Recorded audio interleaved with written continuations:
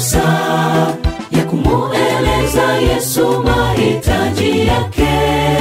Naomba unirehemu mwana wa Daudi, nipatie macho nipate kuona. Naye Yesu alimponya pale pale Bartimayo, macho yake yakaona. Sikio lake Bwana si zito hata asiyasikie maombi ya watu. Hakuna ombi gumu kwake ashindwe kuyajibu maombi yako. Kwa upendo huyasikia na kujibu maombi yetu. Anaheri yeye amombaye hatapungukiwa milele.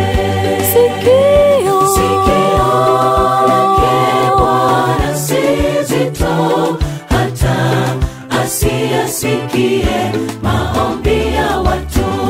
Hakuna ombi gumu kwake ashindwe kuyajibu maombi yako.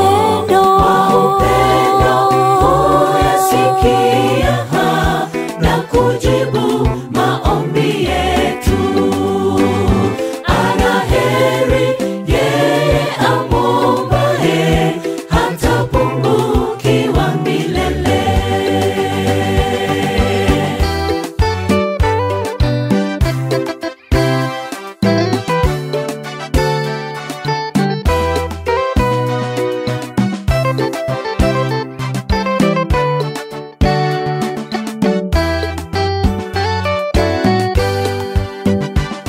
Ni mara ngapi umesita, rafiki, kumueleza Yesu mahitaji yako?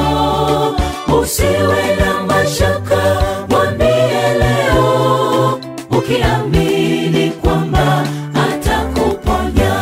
Siku zote Yesu yeye ni mfalme, duniani hata juu mbinguni. Furaha yake Bwana ni kutuona tukimpa shida zetu azikabili.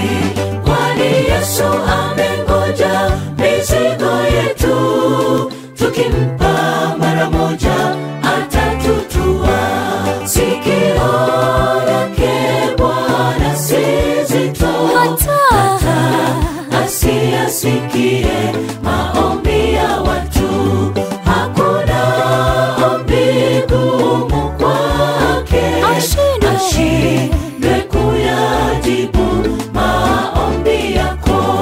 Kwa upendo huyasikia na kujibu maombi yetu. Anaheri yeye amombaye hatapungukiwa milele. Sikio lake Bwana si zito hata asiyasikie maombi